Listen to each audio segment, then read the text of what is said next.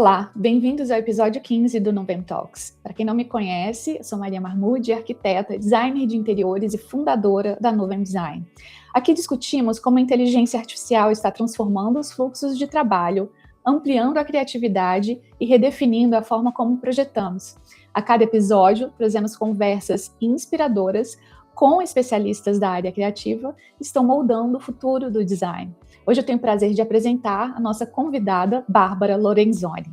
Bárbara Lorenzoni é arquiteta e urbanista formada pela UFRGS, com período sanduíche em Barcelona, mestre em design pela mesma universidade, com foco em fabricação digital, e doutora também pela UFRGS, onde desenvolveu uma tese sobre ensino de pensamento computacional para alunos iniciantes de projeto. Desde 2014, atua com projetos de arquitetura de diferentes naturezas e escalas, articulando prática profissional, docência e pesquisa. Sua trajetória e produção acadêmica se concentram na ampliação da criatividade no processo de projeto e no papel cognitivo dos diferentes meios de representação, dos analógicos aos digitais, bem como suas possibilidades de integração. Em sua prática profissional, explora ferramentas diversas ao longo do processo, do desenho à mão livre na concepção à inteligência artificial como apoio à exploração criativa e BIM no desenvolvimento. Oi, Bárbara, tudo bem? Eu estou muito feliz de ter você aqui com a gente. Você veio muito bem recomendada pela professora Angélica Ponzio, que já foi entrevistada aqui no Novem Talks, e eu estou curiosa para conhecer a sua trajetória como arquiteta, como designer de interiores, doutora e especialista de processos de projeto híbridos, combinando inteligência humana e inteligência artificial. Seja muito bem-vinda ao Novem Talks e obrigada por ter aceitado o nosso convite. Muito obrigada, Maria. Fico muito lisonjeada, né? É uma honra estar aqui para falar um pouco sobre o processo. Eu adoro falar sobre o processo. Também queria aproveitar para agradecer a professora Angélica, né, pela indicação. É super legal que a gente tenha essa conversa, especialmente com processos que estão começando a ser implementados, né, para a gente trocar uma ideia, enfim, aprender uma com a outra. Então, muito obrigada pela oportunidade. Fala um pouquinho da sua relação com a Angélica. A Angélica foi a sua orientadora? Isso, a Angélica foi minha orientadora de doutorado, que eu finalizei no ano passado, 2025, em novembro. Mas nós desenvolvemos uma relação de amizade, uma parceria ao longo desse percurso, porque eu também dei aula na URGS ao longo desse período, como substituta. E uma das disciplinas eu dava junto com ela, que era a representação gráfica 3, que era especialmente projeto paramétrico e tecnologias emergentes, como a IA, né?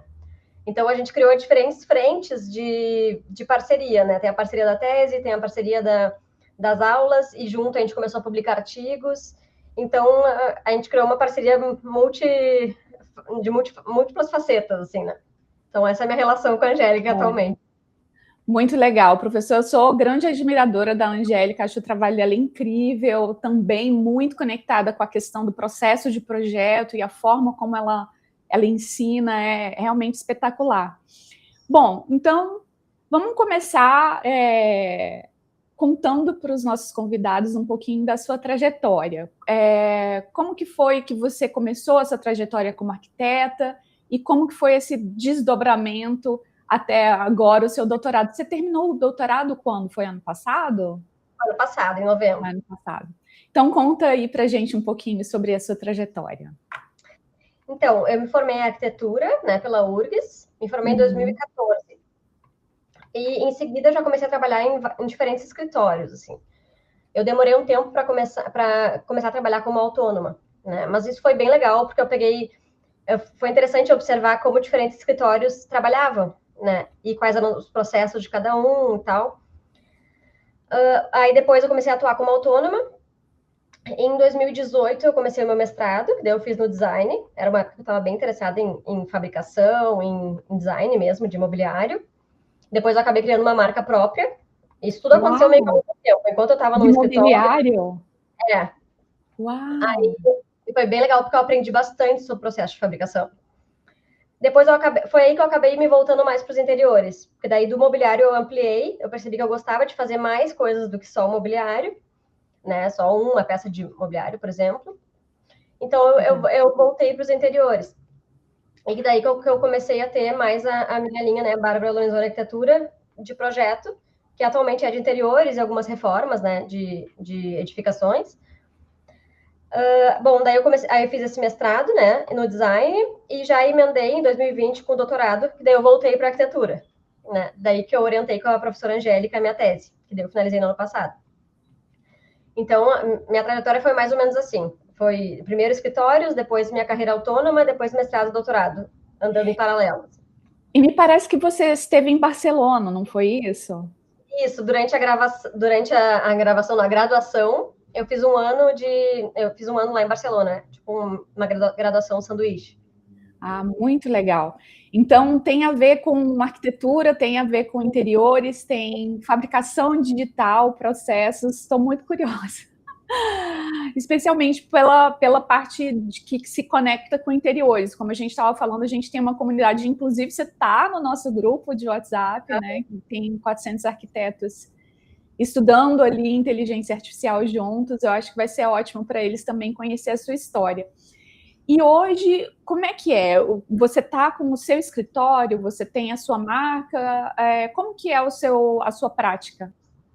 Então, agora eu sempre tenho duas frentes, né? A frente mais acadêmica e a frente profissional. Na frente acadêmica, estou desenvolvendo alguns artigos com a professora Angélica, especialmente, né, em coisas que a gente já vem estudando. Ano passado, a gente fez algumas experiências de implementação de IA numa disciplina dela de P3, de Projetos 3, no caso, né, da URGS. Isso estamos desenvolvendo um artigo com base nisso, e também um outro artigo de revisão sobre IA, que eu acho que vai ser bem interessante para a gente ter um panorama geral. E então é nisso que eu estou trabalhando agora, e até esse meu trabalho com a Angélica atual, ele tem muito a ver com o que eu comecei a desenvolver no âmbito profissional, né? Porque a Angélica já vinha trabalhando com essa ideia de ter a IA como um parceiro criativo, né? Numa conversa contínua, né, nesse processo iterativo, que é o que eu também estou tentando adotar agora na minha atividade profissional, né, utilizar as IAs como parceiros criativos, né, parceiros de projeto. Então, tudo está se costurando agora. O que eu vim explorando com a Angélica, né, que já vem de estudos anteriores dela, com o que eu vim explorando profissionalmente.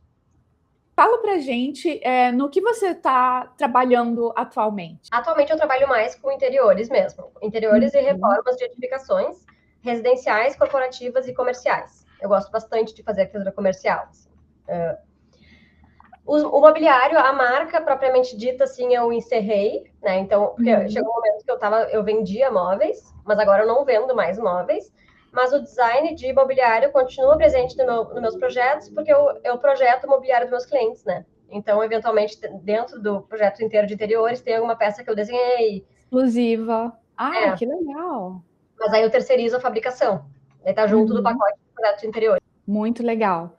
E vem sempre aquela curiosidade, né? De tipo, como que foi o seu primeiro contato com inteligência artificial? Cada convidado tem uma história especial sobre o assunto.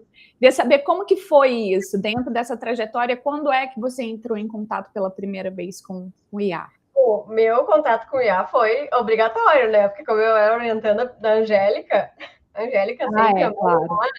desde as primeiras IAs que surgiram, ela estava super motivada. Os primeiros testes que eu fiz foi com o Midjourney e com o... Ai, faltou o nome agora. O DALL-E. DALL-E. Isso. Mas eu ainda estava numa etapa bem experimental minha, assim, sabe? Eu não tinha muito controle sobre o que ele gerava. Então, era bem para a etapa de ideação. Uma ideação bem abstrata, né? E, então, foi esse meu contato. Foi com a Angélica e com esses primeiros modelos, assim, né? E é fantástico pensar nisso, né? Porque hoje em dia avançou tanto, quer dizer, e quando eu gerei a primeira imagem foi realmente assim tão surpreendente. E hoje em dia parece tão parte do nosso dia a dia, né? Parece tão foi incorporado de uma maneira tão rápida. A gente está em 2026, é muito pouco tempo para uma mudança tão radical, né?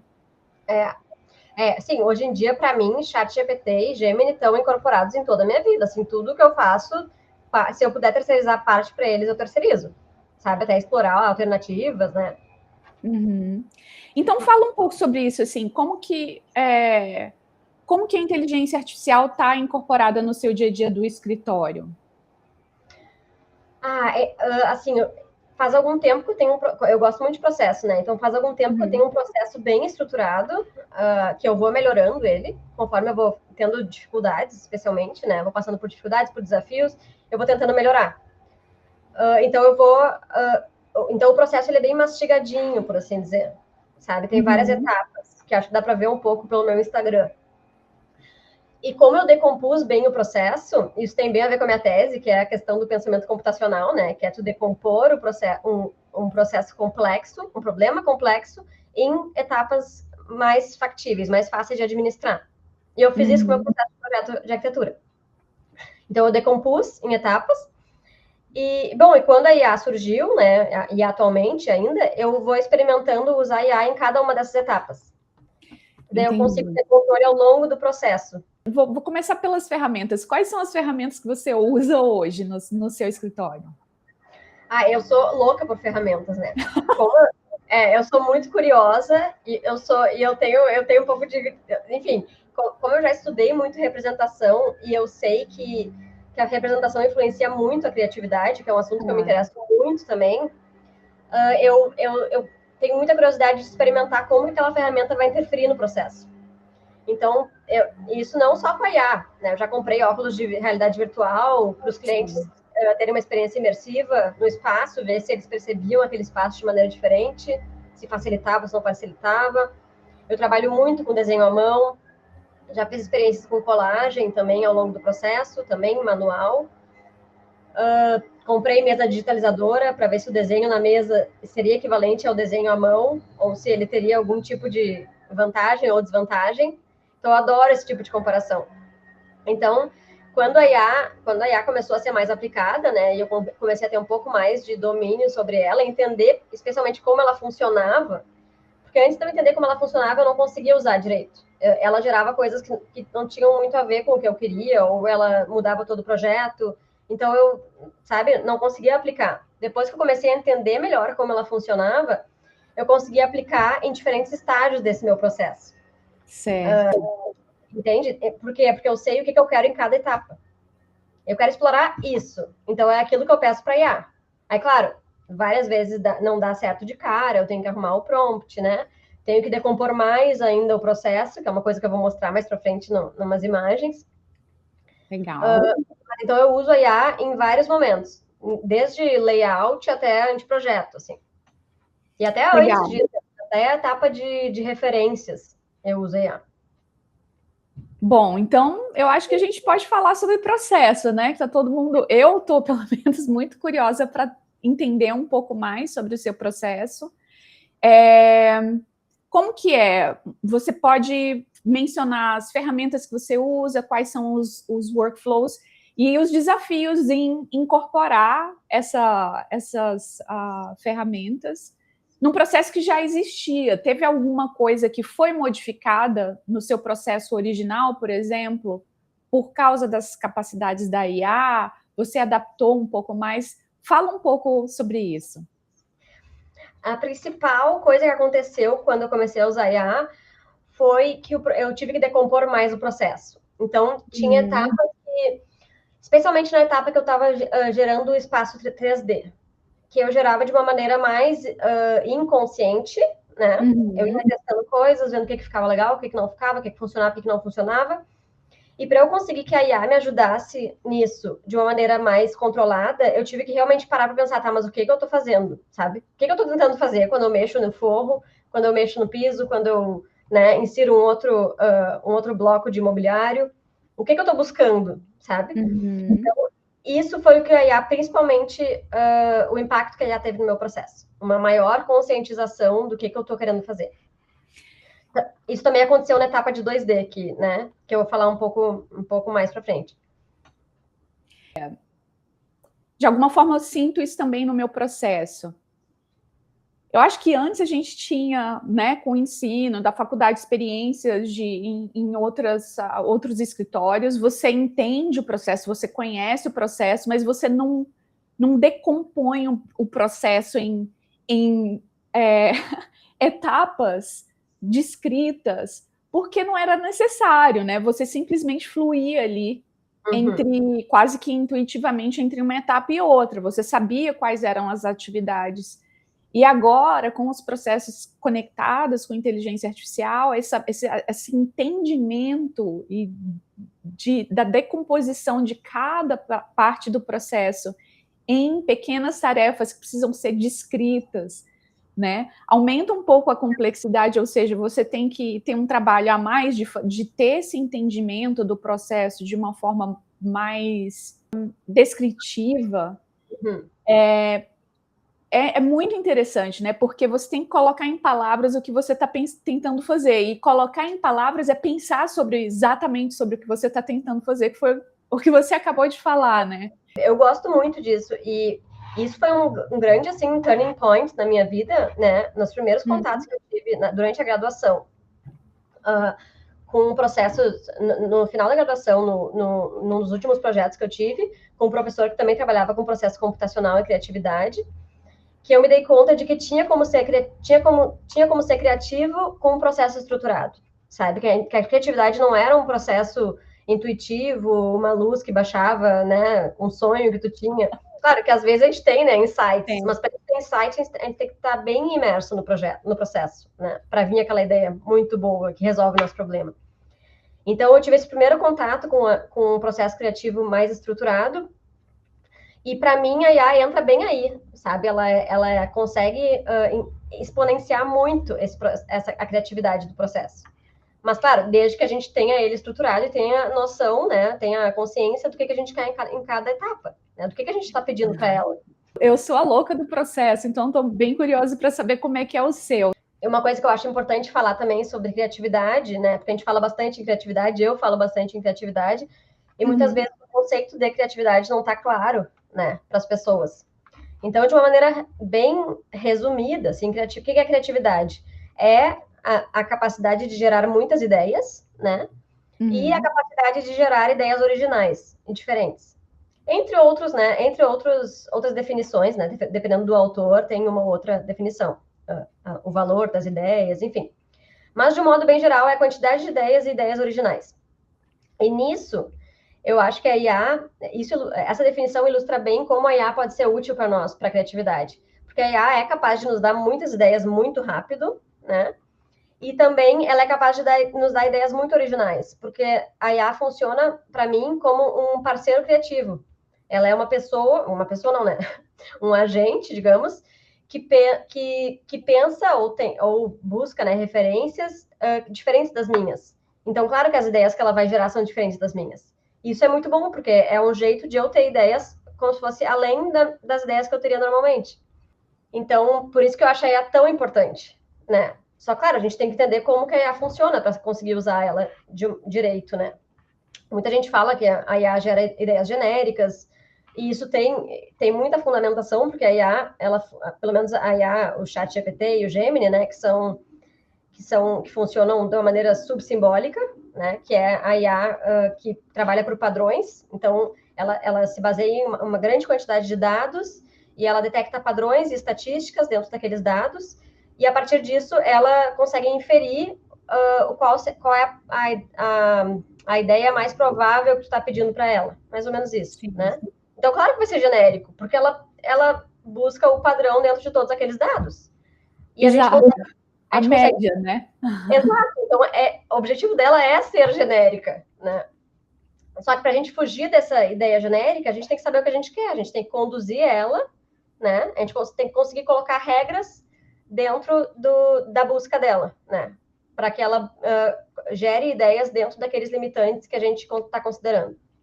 Chegou num ponto, inclusive, onde a geração de imagens, que é sempre um tópico que se repete muito, e com o desenvolvimento das ferramentas, você gerar uma imagem muito, muito boa ficou muito mais fácil, né? Uhum. Então, como conduzir a ferramenta para gerar uma imagem que traduza o seu estilo, as suas características únicas como designer e arquiteto, né? Esse aqui é o grande desafio agora, porque todas as pessoas estão fazendo imagens genéricas incríveis, então o iCandy explodiu. A gente hoje consegue, com Gemini, por exemplo, e eu estive testando as últimas versões do ChatGPT, é impressionante, assim, acabou a textura e o realismo dos resultados é realmente muito incrível. Mas num mundo onde todo mundo consegue fazer imagens incríveis, quem é você, né? O que te diferencia, qual que é a sua marca única como escritório e como arquiteto, né? Esse é o desafio, achar ali qual que é a forma de conversar a máquina para estabelecer parâmetros que vão te levar para uma troca de ideias e até mesmo o surgimento de possibilidades criativas com as quais que você realmente se identifica, não necessariamente só um bom resultado visual, né? Uhum. Fico feliz com essa ideia de que a popularização dos renders, né? Claro, render é um termo errado, né? Mas da visualização realista, a popularização da visualização realista no processo de projeto. Por quê? Porque eu me formei numa época em que quase ninguém fazia render, né? Só alguns faziam. Então, quem fazia impressionava, sabe? E muitas vezes o projeto não era bom, o projeto era só muito bem renderizado, o céu era emocionante, o pôr do sol, as árvores eram lindas, as pessoas felizes, mas o projeto em si era ruim, sabe? E agora todo mundo consegue gerar esse render. Então eu acho que com o tempo a gente vai... Isso aí vai estar tão incorporado que a gente não vai mais ser impressionado por imagens muito realistas, sabe? Então a gente vai olhar para o projeto, né? Sim, a imagem está realista, mas o projeto está bom? A arquitetura não é imagem só, apesar de impressionar realmente, né, o cliente, enfim. A arquitetura não é imagem, né? Não é só imagem. Bom, como eu disse, meu processo de projeto ele é um processo que eu fui refinando ao longo do tempo. Certo. Né?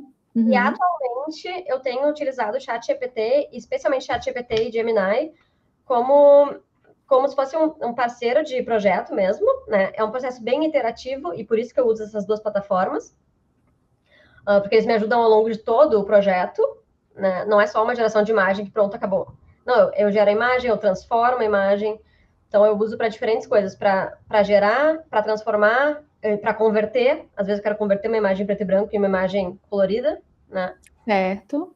Bom, o processo foi sendo refinado ao longo do tempo, especialmente por dois fatores, tá? A minha principal busca era melhorar a criatividade, tá? Do processo, aumentar a criatividade dos projetos que eu gero e atender melhor o cliente, tá? Então, fazer com que o cliente entendesse melhor o projeto e que o projeto fosse mais certeiro para ele. Isso também foi um dos motivos pelos quais eu decompus o processo de projeto. Antes, o meu processo antigamente funcionava mais com uma entrevista inicial, depois eu já gerava o 3D, tá? E acabava muitas vezes sendo bem surpreendente para o cliente, né? Ele poderia ficar muito feliz, mas algumas vezes ele ficava muito decepcionado. E isso me pegava muito, porque eu sentia que o cliente ficava desmotivado quando o 3D não tinha nada a ver com o que ele estava esperando. Uau! Então, esses foram um dos desafios ao longo da minha carreira, que eu pensei, não vale a pena eu tentar impressionar, sabe, se tem a chance do cliente ficar muito chateado. Porque ele se desmotivava com o processo de projeto. Porque ele via uma coisa pronta, que não tinha nada a ver com o que ele queria, né, e ele não sabia, ele ficava com receio de dizer, não sabia nem o que ele não tinha gostado de nada. Então, foi isso que me fez mudar. Claro que muitas vezes eu acertava, né, e era legal e tudo mais, mas foi isso que me fez decompor mais o processo. Eu pensei, não, eu quero que o cliente participe mais ao longo do processo para eu ser mais certeira no que ele quer. Certo. A primeira etapa é a compreensão, segunda etapa, criação e terceira etapa, documentação.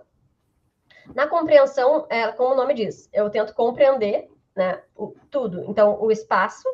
Então, claro, eu visito o lugar, faço uma medição, tiro fotos, né? Tento entender qual é a orientação solar, quais são as melhores vistas, o que tem no entorno, ou seja, todos os limitantes daquele espaço.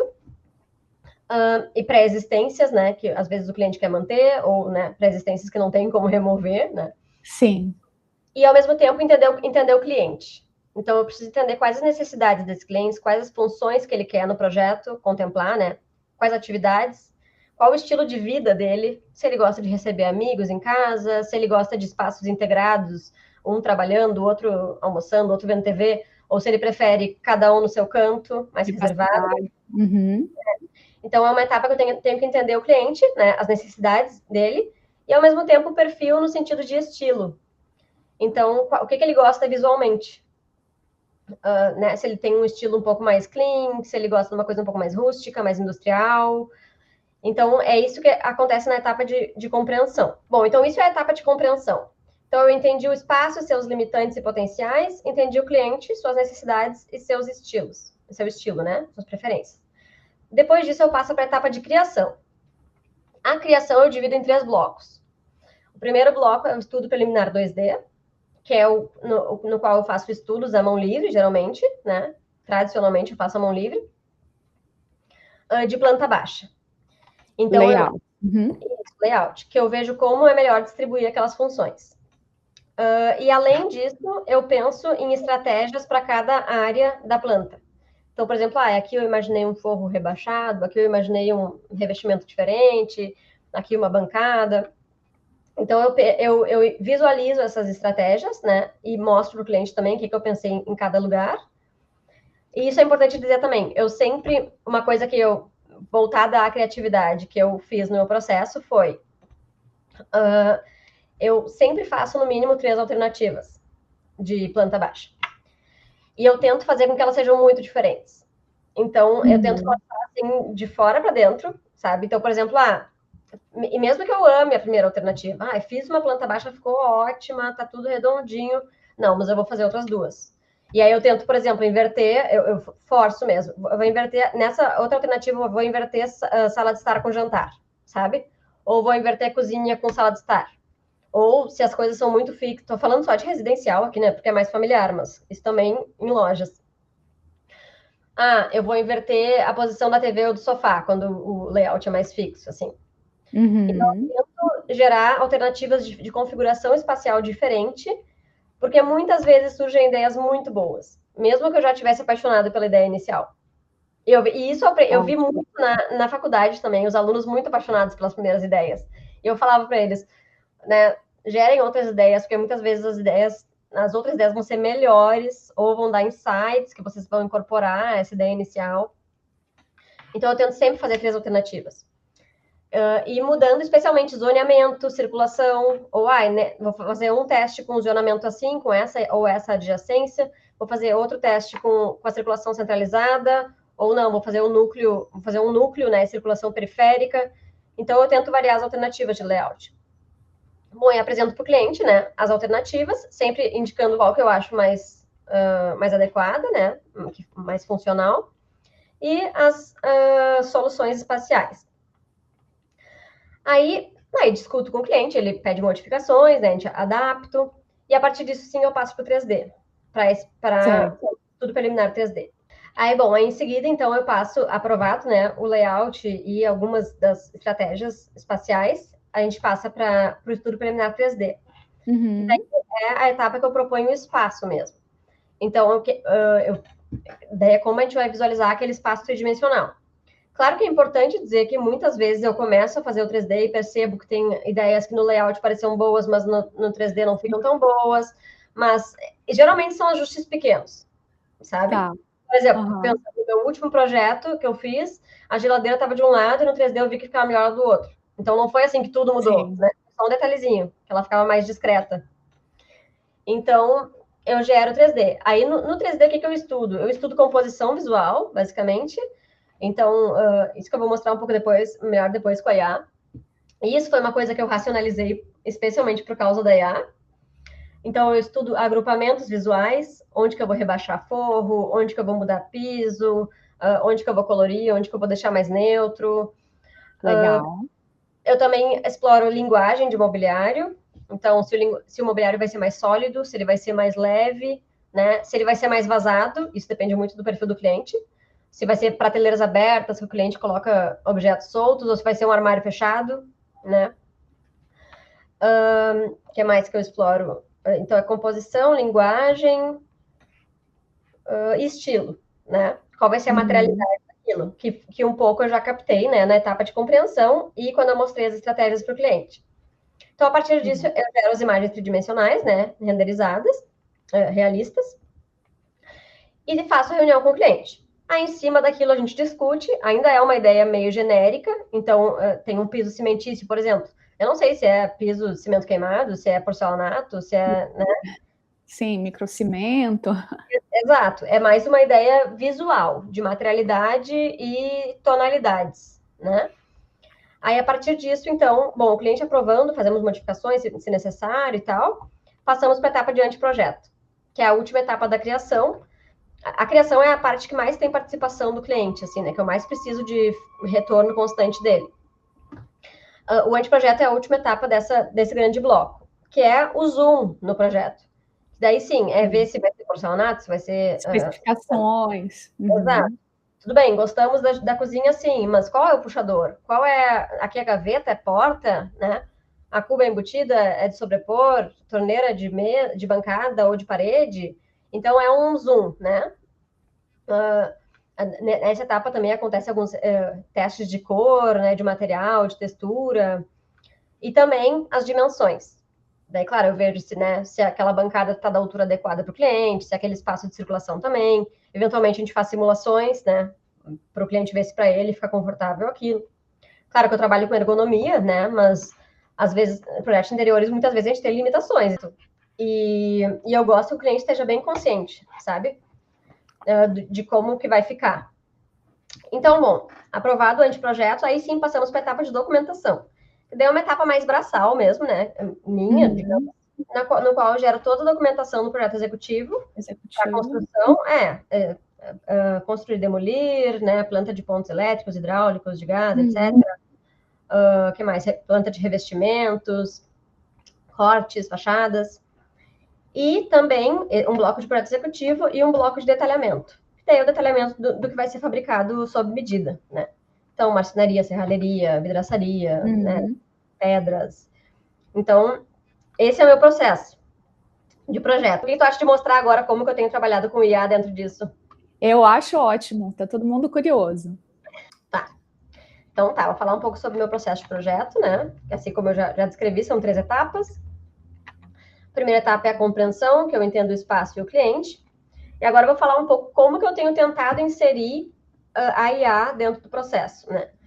As ferramentas, elas são bem parecidas, né? Mas agora a exploração é feita com grande parte com IA. Então, inicialmente, eu faço a medição manual, né? Como mostro as imagens ali. E eu já faço essa medição para o BIM, né? Nesse caso, o ArchiCAD. Para ter precisão de medidas de proporções, né? Para ver o espaço na proporção real dele. Além disso, eu faço registro fotográfico da situação, né? Que funciona como uma vistoria, assim, de como estava a situação antes. Coloquei algumas fotos aqui, mas são várias. A partir disso, a partir da entrevista inicial com os clientes, eu lanço um mapa mental de funções, né? É assim que eu represento as funções, que é essa imagem da esquerda. Esse mapa até eu já gerei com o IA, foi uma experiência que eu fiz pedindo para ele gerar o mapa mental. Então, por isso que pode ter alguns errinhos ali, né? Mas a partir desse mapa inicial, eu tenho usado a IA também para me ajudar nisso. Então, eu peço, IA, me ajude a pensar em outras funções, outras atividades que podem ocorrer nessas áreas. Ou outros itens, né? Equipamentos e tal, que podem haver. Posso te fazer uma pergunta? Como você gerou esse mapa mental? Você gerou com um ChatGPT? Gerou com... Ai, eu não me lembro exatamente. Gemini? Com o Notebook LM? Eu acho que o que mais funcionou foi o chat, mas eu sempre tento tudo com os dois. Dessa vez eu descrevi, chat, cria um mapa mental com graduação, com círculos conectados, com graduação de tamanhos. No centro vai estar escrito isso. Eu quero que ele ilustre essas 5 funções e ao redor delas esses tais equipamentos. Mais ou menos assim, né? Bom, então a partir disso, né, a IA me ajuda a gerar esse mapa mental, que depois eu refino, né, só com as coisas que eu acho interessantes. Outra coisa que eu tenho usado, tá? Antes, no meu processo, eu mostrava referências gerais de diferentes estilos para os clientes, para entender qual o estilo que eles mais se identificavam. Ah, se eles são do estilo mais clean, se eles gostam de uma coisa mais rústica, mais colorida. Como que eu adaptei esse meu processo para utilizando a IA? Eu pego o mapa mental, né, filtrado das coisas que eu acho essenciais, e peço para a IA gerar painéis semânticos em estilo daí industrial, rústico, clássico, colorido, com aquelas coisas. Então, ele vai focar naquilo. Então, se o projeto é de uma cozinha, ele vai me mostrar cozinhas rústicas, cozinhas industriais, cozinhas contemporâneas. E eu acho boa essa mais direcionada, porque daí o cliente já reflete sobre aquilo, olhando para um espaço, né, que tem a ver com o que a gente vai projetar. E outra coisa que eu acho bem legal, como a IA tem essa característica dela buscar padrões, né, e, enfim, associar o que as pessoas têm associado mais com aquela palavra, a IA também me traz ideias. Então, no momento que eu digo para ela, IA, cria um painel semântico de um estar, jantar, cozinha, com esse equipamento, em estilo industrial. Eu não digo para ela o que é o industrial. Quem interpreta o que é industrial é ela, né? Então, depois, ela que me diz que industrial é estrutura metálica, concreto, madeira, metal preto. E eu acho isso bem interessante, porque às vezes são coisas que eu não incluiria. Então, eu acho bem legal que a IA me traz essa interpretação do que é comumente entendido como rústico, né? Um estilo. Então, claro que aqui são grandes generalizações, né, dos estilos, e que muitas vezes o cliente vai gostando de uma coisa em um. Ah, eu gosto de um estilo mais rústico, mas também gosto de cor, sabe? Então, existe essa flexibilidade, né, do cliente olhar e me dizer o que ele gosta em cada espaço, em cada referência. Bom, aí indo pro... Isso foi sobre a etapa de compreensão. Aí, sobre a etapa de criação, começando pelo estudo preliminar 2D, né, que é onde eu desenvolvo aquela distribuição de funções.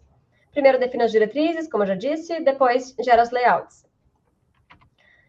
Então, a gente começa com o programa, né, com o mapa mental, definido na etapa anterior, com a planta baixa existente, já com alguma modificação. Então, nesse caso, por exemplo, já demoli 2 paredes ali, que eu achava que em qualquer tipo de layout elas teriam que ser excluídas para integrar o ambiente. Certo. E isso aqui é um estudo que eu achei bem legal, que eu fiz. Né, que eu tentei fazer? Eu tentei identificar alinhamentos principais, tá? Vamos dizer assim, eu queria que a IA me ajudasse a fazer os layouts baseado no processo de desenho à mão que eu tenho. Então, eu comecei a pensar, tá, mas como que eu desenho à mão? O que eu faço quando eu começo a desenhar à mão? Eu primeiro puxo essas linhas. Eu tento identificar linhas que vão guiar o layout, tá? Os alinhamentos principais. Aí, a partir disso, eu tento distribuir as zonas, né, das funções, pensando na circulação, nas adjacências, na sequência de espaços, etc., com base nesses alinhamentos. Claro, muitas vezes eu não uso todos aqueles alinhamentos ali que eu indiquei, mas muitos eu utilizo para organizar o espaço, né? Porque são alinhamentos que já existem naquele espaço. E a partir disso, o que eu faço? Tá? O que eu tenho feito, né? Experimentações iniciais, assim, que fique bem claro. Eu tenho pedido para a IA criar diferentes tipos de zoneamentos seguindo esses alinhamentos. Então, nessa imagem da direita superior, tem um teste que eu fiz, né, pedindo 6 alternativas, variando, enfim, a configuração das zonas. E eu acho legal que tem muitas alternativas que não são aplicáveis, é claro, né? Mas ela é útil para dar ideias que eu não teria. Especialmente aquela primeira ideia, essa aqui, né? Com o espaço centralizado, eu achei bem interessante, né? Com as outras zonas ao redor. Isso não é uma ideia pronta, né? Mas pode me dar ideias. Para mim, a IA tem essa função, me dar ideias, né? Quem controla o processo sou eu. Aqui embaixo é um outro teste que eu fiz com esses alinhamentos. Nesse caso, já pedi para a IA, eu dei nome, né, para as zonas, para ela distribuir. E a partir disso, a gente também pode fazer testes de distribuição de mobiliário mesmo, né? Seguindo esses alinhamentos, que foi o que eu pedi para a IA nesses. Então, o que eu faço? Eu pego um desses estudos, né, e escrevo se é a cozinha, se é a sala, se é jantar, se é escritório, e peço para ele gerar layouts. Também como estudos exploratórios, assim, né? Não é um layout finalizado. Esse processo em específico você faz no GPT, no Gemini, ou você também alterna entre um e outro? Eu altero entre um e outro. Uhum. Eu ainda não consegui prever o que vai ser melhor fazer no Gemini ou no ChatGPT. De um modo geral, eu tenho usado mais o Gemini, tá? Ok, Então, a maioria é Gemini. tá. Aí aqui também tem um outro estudo que eu fiz. Então, o que eu fiz nesse estudo? Eu defini as diretrizes de projeto, né? A partir desses estudos aqui, digamos. Defini estabeleci o que tinha mais potencial e defini a Certo. diretriz, né? E daí eu já pedi um estudo mais direcionado para IA. Olha, aqui é a janta, aqui é o estar, aqui é a cozinha, aqui é o escritório. Me gera alternativas de layout, considerando essas, né? Isso. E também pedi para ela incluir todos esses elementos, esses equipamentos, tá? E a partir disso ela me gera alternativas de layout. Então é um afunilamento do processo. E a partir disso, sim, que eu gero daí as minhas alternativas. Então, e nessa etapa eu trabalho à mão, inclusive levo para meus clientes os desenhos à mão livre, a gente desenha em cima. Eu gosto bastante Legal. né, desse processo. Aí nesse processo, o que eu tenho explorado com a IA? Alguns clientes têm dificuldade de entender planta baixa, né? Então, eu tenho utilizado a IA para transformar em axonométrica. Isso pouco a pouco de trabalho. Pensa, imagina se eu fosse desenhar todos os layouts em ArchiCAD, SketchUp, né? Se fosse modelar. Ia ser muito trabalhoso, né? E muito não valer a pena eu ter todo esse trabalho. Então, a IA nos ajuda muito em trabalhos braçais também. Também, às vezes, eu gero plantas humanizadas, tá? Nesse estágio, mas não é sempre, porque eu não gosto de trazer muito a fixação nos materiais.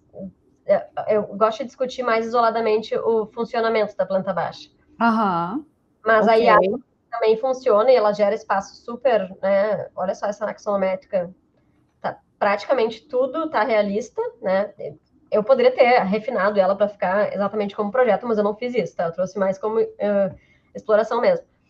Mas para visualização, ela é muito boa de compreender, né? E não é à toa que as plantas humanizadas são geralmente o que se usa em cards de venda de imóvel, né? Porque é o que mais conversa com os clientes. Bom, aí isso aqui é outros testes, né? Aqui é tudo experimentos que eu tenho feito também. Uma coisa que eu sempre incluí no meu processo foi esse mood board, no qual eu pego a planta baixa e vou puxando, né? Flechinhas explicando o que vai em cada lugar. Então, aqui eu pensei numa mesa rústica, aqui eu pensei numa bancada de concreto, num rebaixo de forro e tal. E eu tenho tentado conduzir a IA a me ajudar nisso também. Então, eu digo, IA, eu quero fazer, né, montar um mood board com flechinhas e tal. A mesa eu pensei em ser rústica, com uma luminária estilo borro. Junto com o sofá pensei em ter uma lareira, as poltronas de couro. Então, tenho tentado gerar esses painéis com a ajuda da IA. Bom, aí aprovado a planta baixa, né, modificada, a gente passa para o estudo preliminar, como eu expliquei antes, no qual tem estudos de composição visual, linguagem, estilo e atmosfera. Aí como que eu tenho explorado também o uso da IA nesse estágio?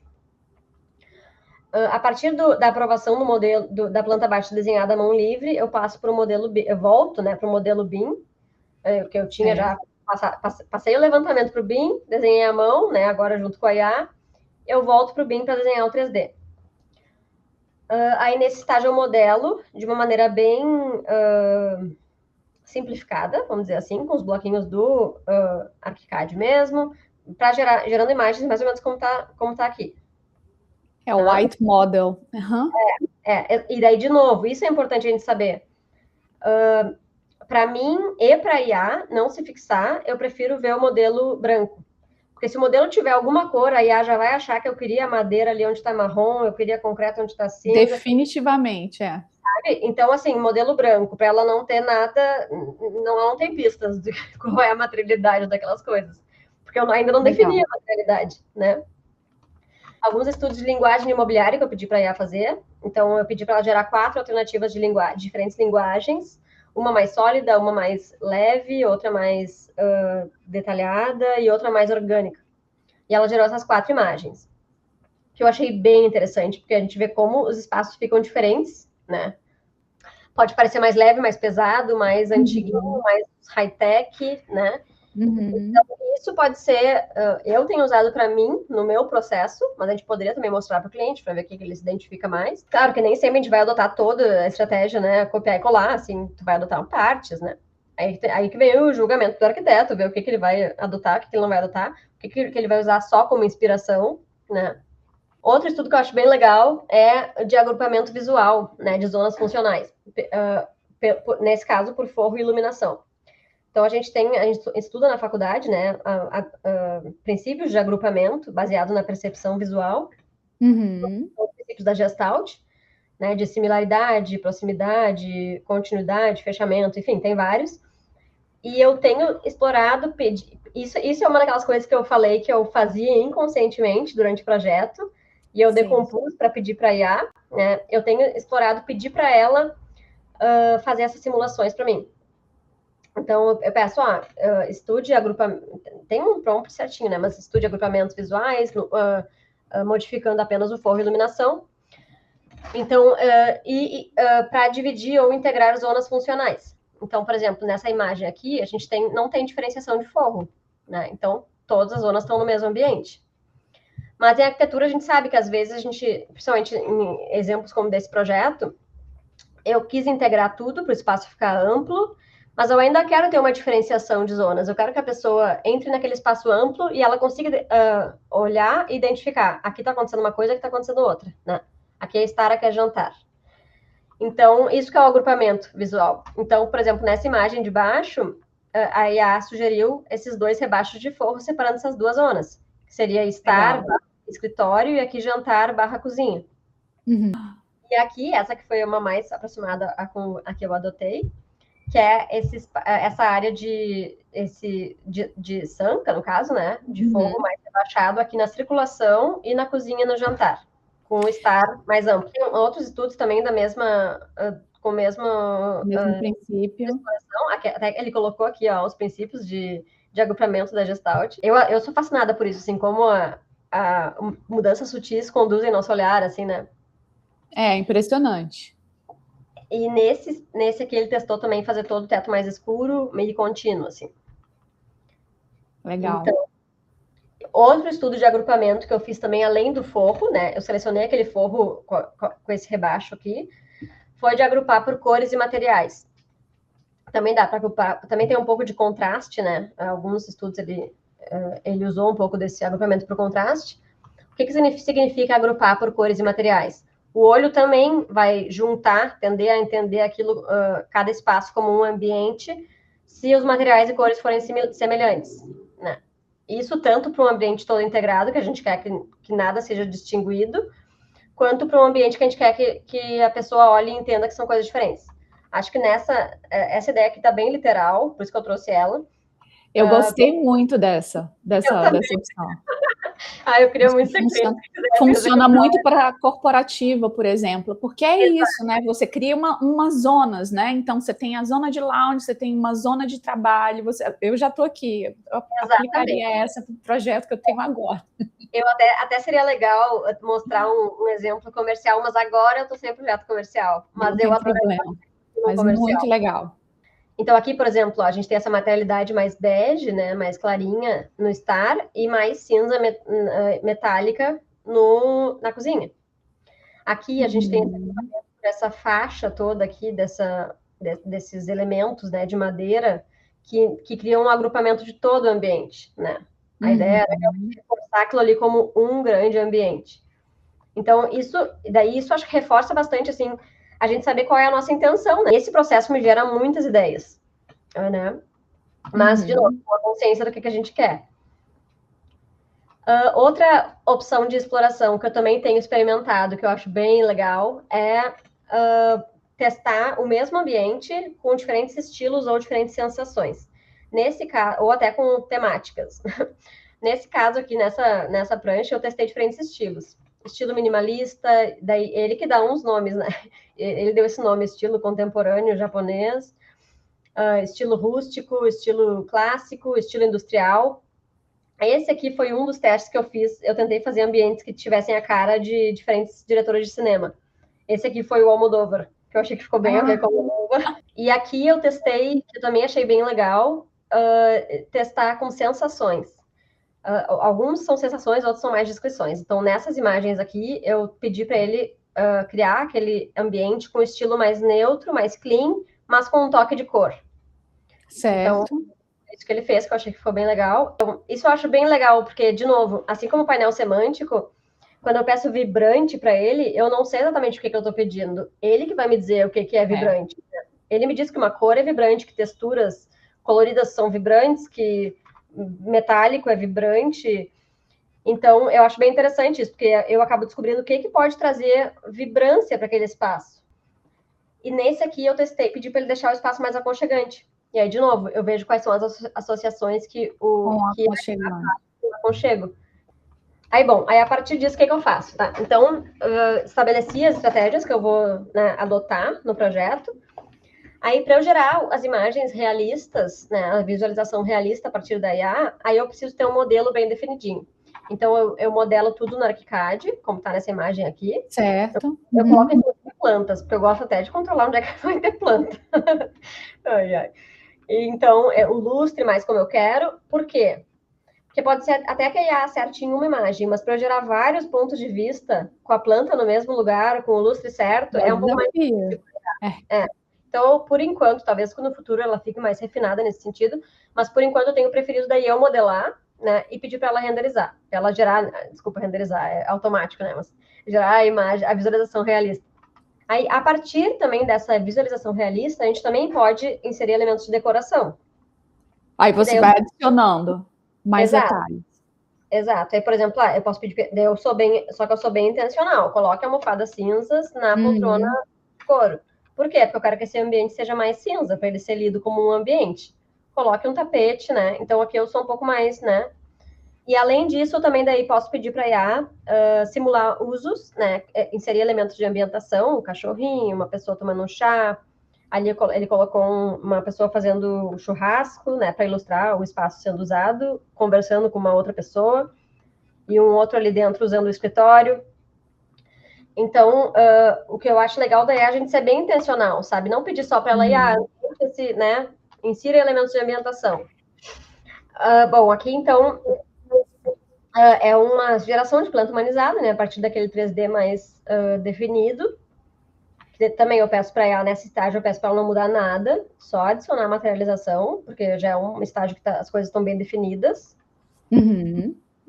E daí sim eu gero as imagens, a visualização realista, né? Materialização de diferentes pontos de vista. Daí eu extraio as imagens de dentro do modelo em pontos que eu pensei no projeto, né? Pontos de vista importantes.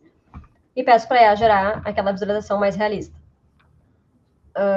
Aí, a partir disso, então, o cliente olhando, aprovando, mudando coisas, né? Do que ele quiser, a gente passa para a etapa de anteprojeto, que é aquela etapa de dar um zoom no projeto, né? Que a gente define revestimentos e acabamentos, tipo de iluminação, luminárias, metais, e detalhes de configuração de mobiliário, puxadores, interior e tal, e dimensões, né, gerais do mobiliário.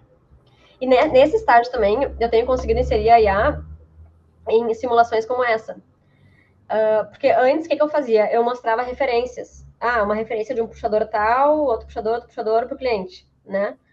Ou cubas, tipos diferentes de cubas. Dependendo do projeto, mostrava, né, diferentes opções. Torneira de parede, torneira de bancada. E agora, ao invés de mostrar opções, eu consigo simular, com a ajuda da IA, muito rapidamente, a aplicação daquelas estratégias. O que eu acho muito melhor, porque às vezes o cliente gosta, mas na cozinha dele não fica legal, né? A gente usa a IA como uma ferramenta, né? Mas quem tem que julgar se a ideia faz sentido ou não somos nós. Mas nesse estágio eu achei bem útil fazer esse aí, a partir disso, então, parto para a documentação, né, que é o projeto executivo e detalhamento.